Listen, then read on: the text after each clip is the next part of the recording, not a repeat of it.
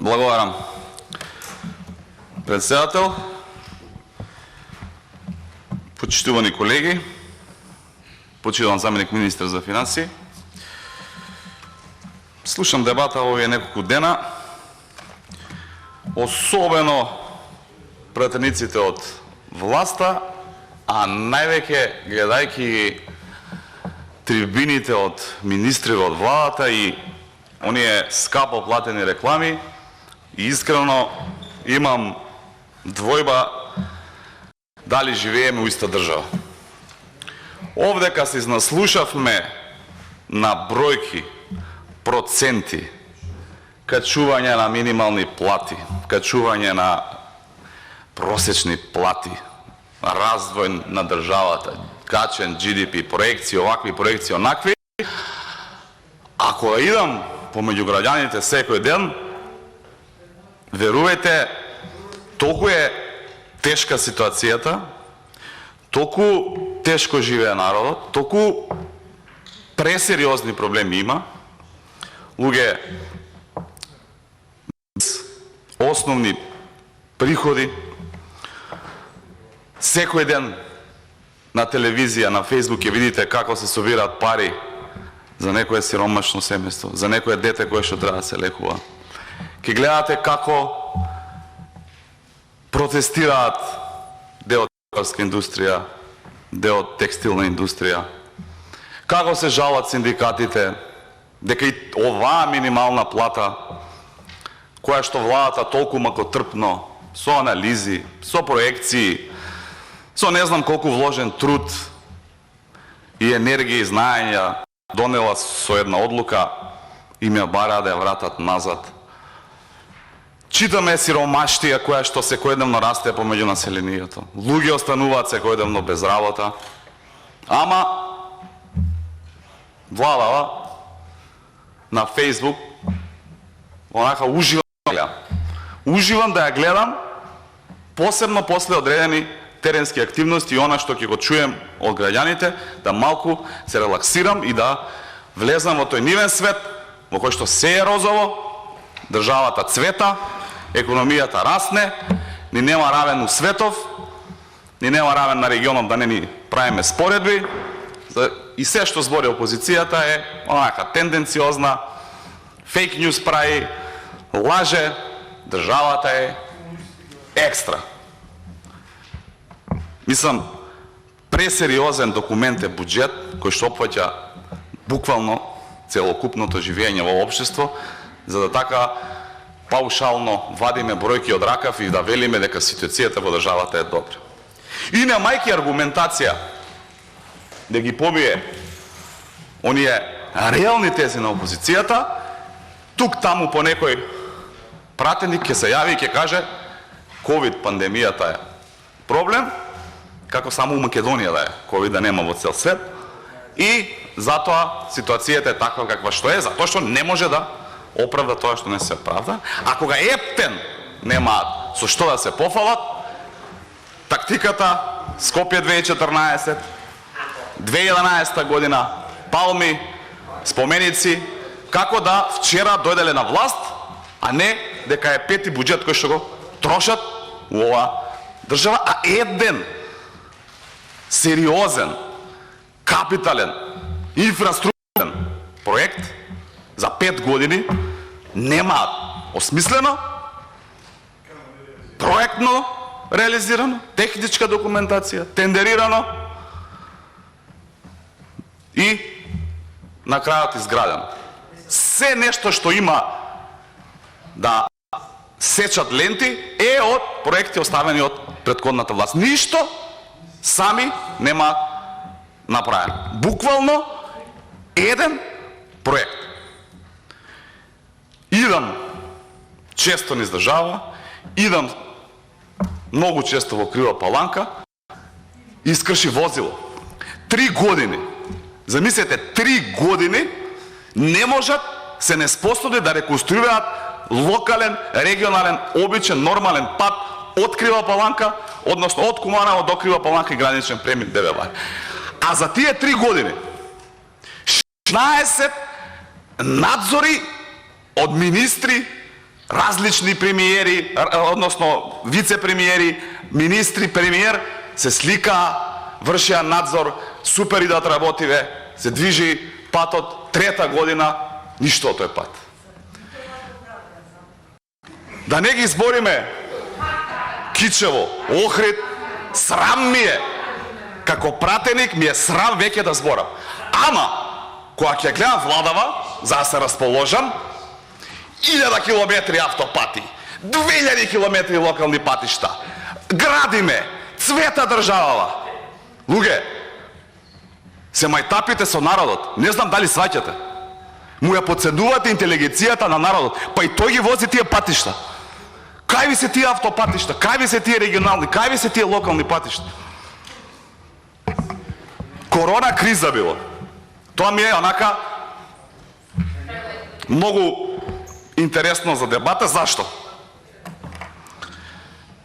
Вика, и на денешниот ден, еден пратеник од опозицијата рече 800 милиони евра дадовме на граѓаните и на стопанството. Заменик министеров еднаш рече 1 милиарда, вториот пат 1,2 милиарда. Трет пратеник од власта, четврта бројка дека пуштиле кон опозицијата. Значи, прво, да направиме разлика. Колку сте алоцирале, значи, а колку реално завршиле кај граѓаните и стопанството. Огромна разлика. Ќе се сложите, верувам, кој е реален, искрен, кој ги гледа бројките, ќе се сложи. Ама, важно, 1,2 милиарди, 1,206, еве да се коригира заменик министеров, потрошиле. Сега, мене па една друга дилема ми се јавува. Ако оваа влада се задолжила за овој мандат и оваа една година, значи 5 години, 2,4 милиарди евра, и ако јас се прифатам дека 1,2, а не 1,2 милиарди евра дадено на граѓаните и стопанството во вид на подршка за пандемијата, каде ги потрошивте тие 1,2 милиарди евра што се задолжите? Плюс до 2,4. Плюс овие пари што ги собирате од буџетот. Кај отидете пари? Сега да идеме малце посериозно и намерно вака почнав за да сватат колеги од власта дека е многу сериозна тема на расправа, дека бизнес и семејства зависат од оваа држава и како ќе се однесуваме ние, и дека бројката не е бројка само затоа што некој ти ја кажал да ја кажеш. Кој е еден клучен збор со кој би можеле да го опишам јас овој ребаланс на буџет? Ова е предизборно кројање на буџетот.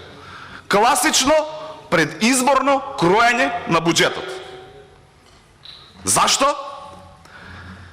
Затоа што имаат неспособни градоначалници, кои што освен што трошат за покафани, нови возила и привремени вработувања, буквално ништо немаат сработено.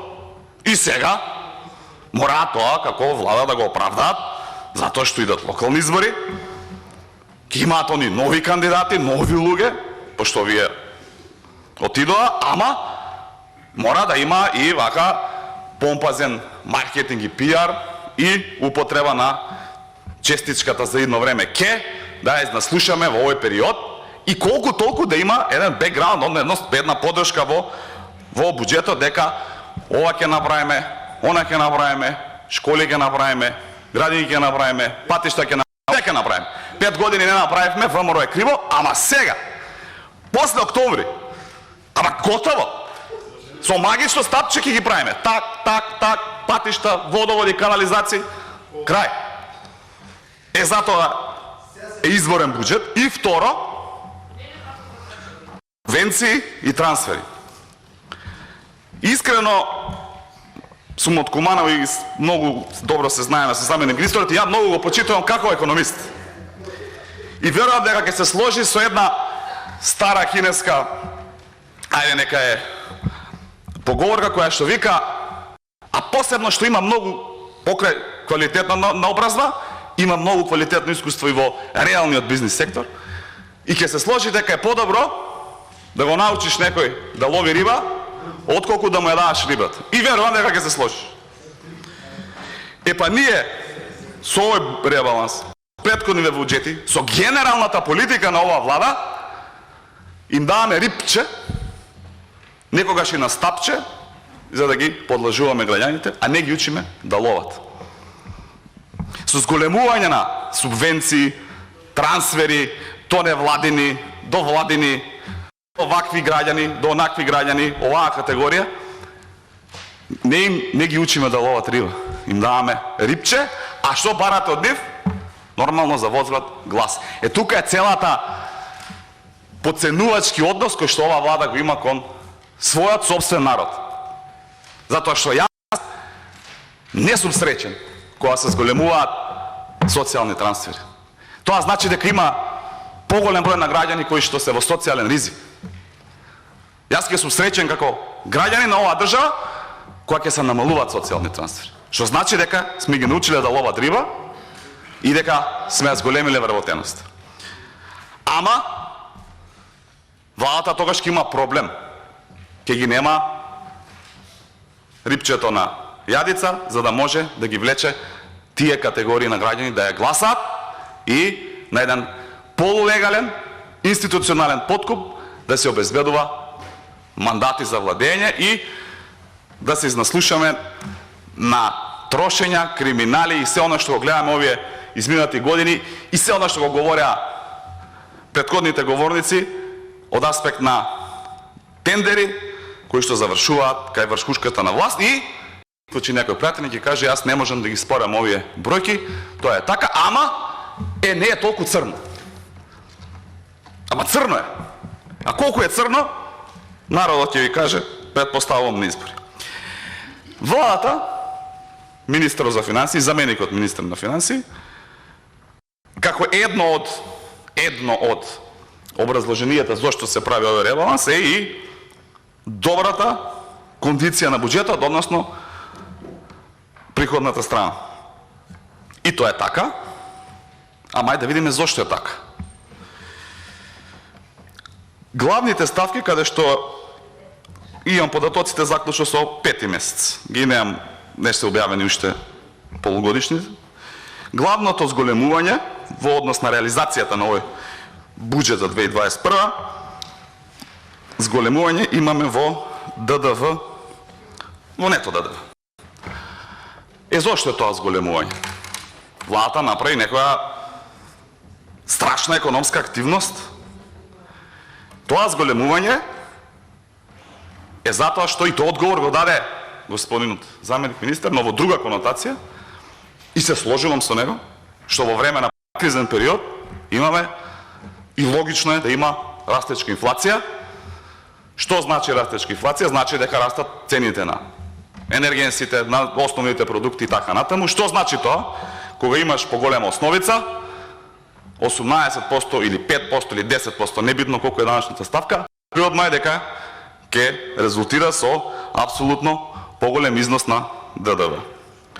И тоа го потврдува и ставката увозни давачки, затоа што да, корона кризата е секаде и на светско ниво има инфлација и цените и на светско ниво се поголеми и сето оно што го увезуваме како држава, го увезуваме по поголема цена, која што имплицира поголем собир на даноци. Значи, не е заслуга на владата со некаква брилјантна политика да ги прибере овие даноци, туку за жал заслугата оди на пандемијата, која што предизвикува инфлаторен притисок и растат цените.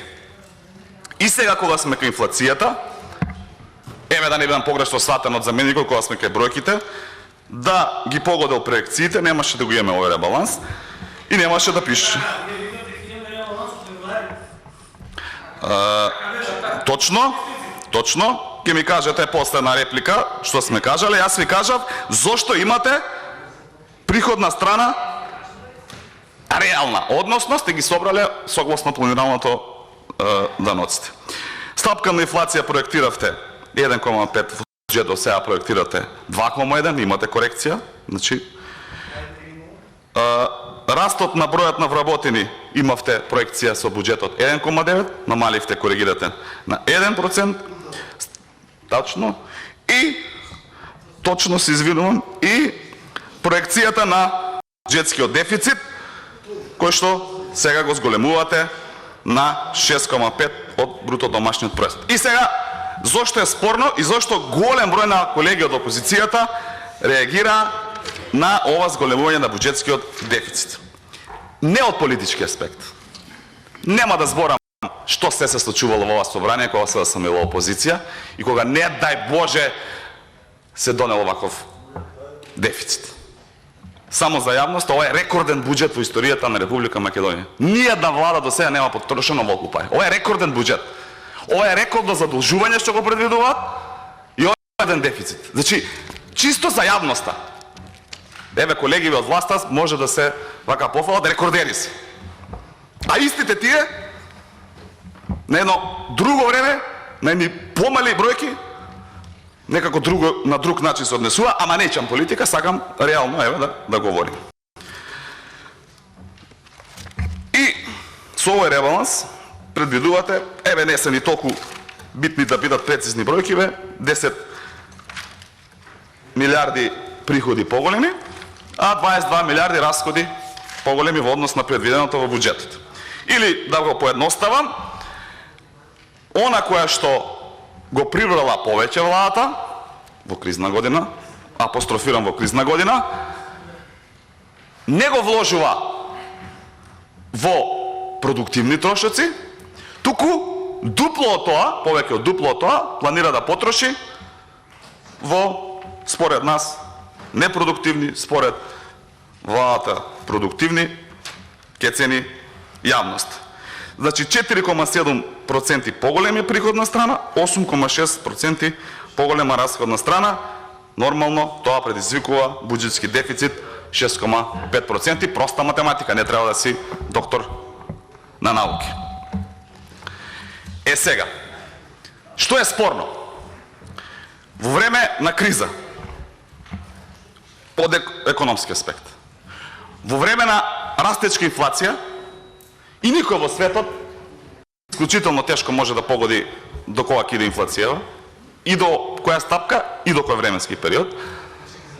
Секоја нормална држава предизвикува антиинфлацијски мерки. И таква мерка, ќе ја поздравам оваа влада, ја имаше со намалување на ДДВ-то за електрична енергија, каде што сите заеднички се сложим. Тоа во време на инфлација, во време на раст на цена на електрична енергија на светски пазар, нема пак да зборам дека имаме државни компании кои што продуцираат загуби и заради тоа дополнително раст на цената. Еве зборам. Нормална држава, нормална влада го намалува ДДВ-то за да конечната цена на граѓаните остане иста. Е сега што прави ненормално оваа влада? Во време на криза, во време на растечка инфлација, планира да воведе нови даноци. Популарната еколошка такса, иако, како што сака заменикот министар да се повикува на буџетот, јас ќе го потсетам дека кога зборевме за буџетот, истиот тој, вклучително и министерот, најавува од медиум Ковачевски дека нема воведување на нови даноци, кога сме расправале за буџет. Е сега, пошто не ме слушавте, ама суштината ќе ви ја повторам, кога имаш инфлација, носиш антиинфлацијски мерки. Таква мерка беше намалувањето на ДДВ за електрична енергија. Расте цена на светски пазар, реално, трзам политика во делот на загубите на фирмите, тоа е нормална мерка што треба да донесе една држава. Дали е нормална мерка, ама не да ми одговорите како политичар, туку како човек кој што има убаво искуство во реалниот сектор, дали е нормална мерка во време на инфлација, во време на посткризен период да воведуваш дополнителна давачка врз економијата. Дали е тоа нормално?